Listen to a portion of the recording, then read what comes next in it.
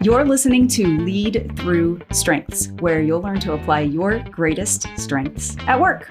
I'm your host, Lisa Cummings, joined today by Joseph Dworak, another host, Lead Through Strengths facilitator, and sales extraordinaire. Hello. Thank you. Well, today I would love to talk to the audience about using strengths in the context of selling. So you have this unique position that I haven't met too many people in, which is you've been a Clifton Strengths facilitator full-time. You've been a seller full-time. You've been a leader of salespeople full-time. You've had a really wide array of these kind of roles that allow you to know the philosophy behind strengths, but also know how to put this into really practical application for a team. Now, of course, not every listener that we have is a salesperson or on a sales team. So as much as we can today, we're going to apply this and make it functional and useful for somebody who might be able to pitch an idea in a business meeting, make a business case, do some influencing, because everyone is selling ideas. But when you think about using strengths for the purposes of selling, let me just kick it off and say more about that. How do you see this benefiting a sales team? Yeah, I mean, so many ways. I think, people buy from who they like and trust, and that's debated in the sales world, but I would stick with that. And I think, at a really baseline, if you know who you are, you know how you're wired, and you enter into a relationship with people in a way that's authentically you, that will differentiate you as a salesperson. So there's, if you're not authentic, I don't trust you, I'm not buying from you. Even if you have the greatest thing in the world, I'll find someone else to buy from. And one of the things in my current setting, which I just absolutely love my company, they're fantastic, great culture.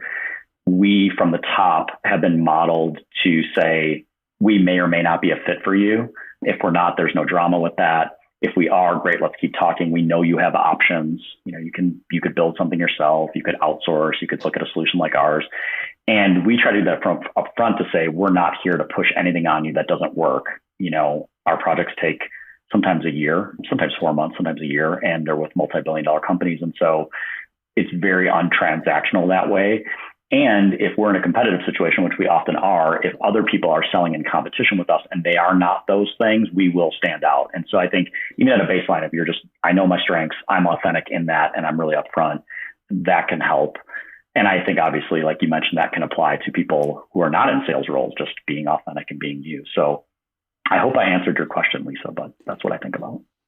Well, you did, and you were taking me back to memory. So being in sales roles early in my career where you had to memorize a script and you were supposed to walk in, cold call by opening a front door to a business and then launching into some scripted thing that doesn't sound like you at all.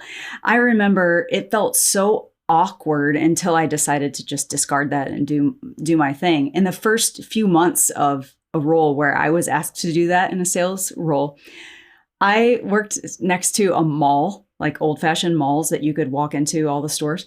And there was a Franklin Covey store in there, and they had all these inspirational planners and quotes. And I would, after going in and just feeling so horrible because I was acting like someone else, I would be in the car reloading on Zig Ziglar audio.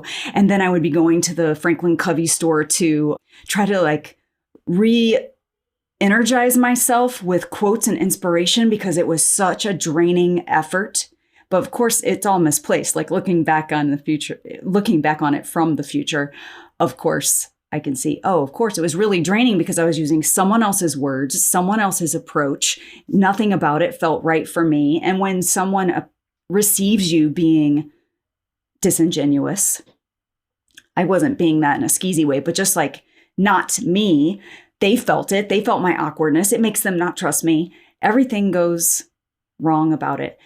How do you help someone feel genuine when there are things like numbers of calls that people have to hit and certain product specifications they have to cover?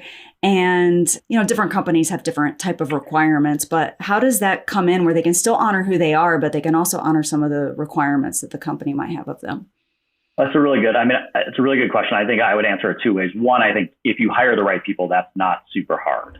So I think, Marcus Buckingham talks about if you ever have to warn someone, you've made a casting error. So I always think about that. Like the best people that I've hired and the people who have done well, it's just directing them in the right way and helping them be who they are in the thing. But typically, like you've thought about that role and you've made a good hire. And hiring's hard, but I love doing it. It's one of my favorite parts of the job. The second piece is, I think, and I have to go back, as you were talking before, I think I remembered a story when I ran an admissions office at a university. As you know, I've been kind of a career tourist and I'm always like, where will I end up next? But it's been a fun ride.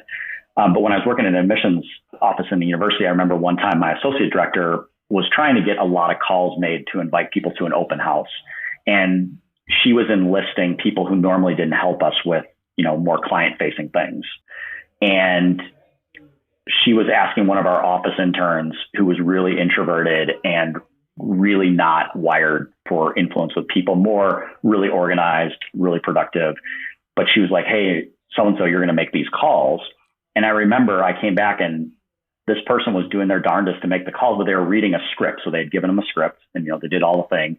And I remember talking to my associate director. I'm like, what are you doing? Like, so-and-so shouldn't be making calls. Why not? Well, I gave her a script. And I'm like, if you've given a script, you're probably a little bit off. And I'm not dissing scripts totally or whatever, but I'm like, and I'm lucky too. I have enterprise sales folks who work for me. So they're pros of pros and they're selling to $1 billion accounts. So like they are at a certain level of functional expertise where they do not have a script. Typically, they may think about things that they want to say and hit. But I think the short answer to your question is, I think a lot has to do with hiring.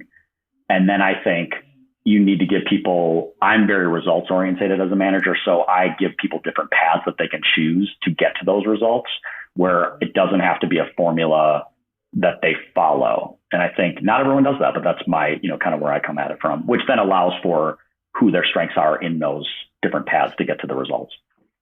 Yeah. Interestingly, that is a perfect way to sum up the strengths philosophy. It's not going to be that every single rep must make this many first calls on Monday and take this many steps on Tuesday. And it is you giving them paths to hit the performance outcomes and then working from that point of view, not working from the point of view of a one size fits all. And I have heard people go down that path with something like, oh, well, our organization uses the challenger approach. And Sure. Then they're like, well, anyone who acts like a lone wolf is bad, and anyone who acts like a challenger is good, and anyone who's a relationship sales is bad because here we are challengers. And they kind of bastardize the philosophies and then make it sound like the only way for you to be successful in this organization is to use this one stereotypical way to talk to someone else. And it's just the opposite of strengths. Well, yeah. And I'm really fortunate again at my organization, my boss built a culture before I got there of we look at, we're trained in Sandler. People have read Challenger. Like we're going through all of Jeb Blunt's cascade of books that he has and trainings. We work with a gentleman called Joe Thomas out of Utah, who sales Impact Advantage is his company. And my boss is very much like, we're going to provide you a lot of different methodologies and we're going to combine them to be, a unique best one. But it's definitely the strength fits in with that because it was already like, we're not just Challenger. And there are people who use Challenger, but there's also people who are really Sandler based, or there are people who are Impact Advantage based. And we like to joke that my boss is like a ninja of all of those things. So he can pull out like the right one at the right time. And it's truly amazing to watch someone who's done it for 20 years and who's studied and is at like this master's level of sales, because different situations call for different methodologies. So it also allows you to be flexible when you're in that moment. Yeah, that sounds very much like using someone's natural talents to honor their style. I remember being sold to as a business leader by someone who I actually knew. And when he was leaving the room, he did the old-fashioned Columbo technique on me. Where you like go back to the door and you put your hand on the doorknob. And as you're leaving, you have a thought. Oh, one more thing. It was totally, I was getting techniqued. There was a tactic being played like so clearly in front of me. And it lost so much credibility because I'm like, hey, I won't say his name here. I know you. Like I got that moment, what that moment was. It kind of undid everything that he had done before. And if I circle that back around to the way that you open this up, it's about honoring who you are, what your talents are, and how those show up to set you up to be at your best. And the person who leads through empathy and connectedness and developer and harmony, they're going to approach sales different from the person who leads through analytical and deliberative and focus. It's going to look different, and it should, because it's going to feel right to them.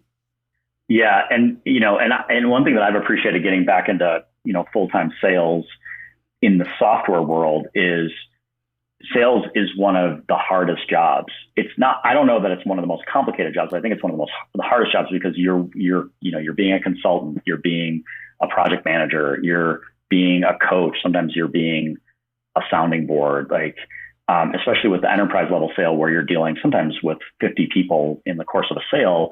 You have to be a politician, you have to be a diplomat. There's all these different things. And so it's interesting, the older I get, the more I realize, yeah, if someone sees your technique and then it's oh no, that's killer, because it just has to be you. And I can think of someone who I ran into who was like that. They were really good at, they could take all the pieces and they could put it into play and they would say it, and it would just felt really inauthentic and rigid. And it was interesting because after I didn't work with that person anymore, there was feedback from prospective clients who articulated that to me, kind of like what you just did, with the Columbo technique. And it's oh no, we don't want that. We want it to be seamless. We want it to be helpful. And ultimately, it's about people, going back to, do they like and trust you? And so you have to start there. And so if they start being are you using some Jedi mind tricks on me? That's not going to go well typically, but it's, I'm still learning a ton, and it's been great to be in an environment where they support learning that way. Yes. Well, I think this is a great way to end the episode and broaden it, because number one, you started the episode talking about focusing on fit, and that is a brilliant way to apply the concepts that the best sellers use. Even if you're just trying to influence somebody in a meeting and you're in an operations role and you have nothing to do with sales, if you're talking to an audience and you're trying to offer an idea that you hope they will consider, if you focus on fit, it puts you in the other person's shoes and it makes your message more palatable for them. So I think that you offered a lesson that anyone could use in any role, even with your kids or your significant other. It's making an idea something that fits both people. Yeah, that's harder with family. I think my significant other will say, you need to parent that way too. So I'm sales is easy compared to parenting. That's a whole other conversation. We'll save that for another episode. Well, with that, you've been listening to Lead Through Strengths, getting some great ideas about how to use strengths in the context of a sales environment and how to not get stuck in that world of just being a user of tactics, but instead coming forward with, the genuine you, using your differences to be your differentiators on the job. If you would like Joseph to come in and do some team building with your team related to Clifton Strengths for sales teams, then be sure to request him over on our Contact Us form at the website, leadthroughstrengths.com/contact us. All right, with that, we will see you next time as you claim your strengths and share them with the world. Bye for now.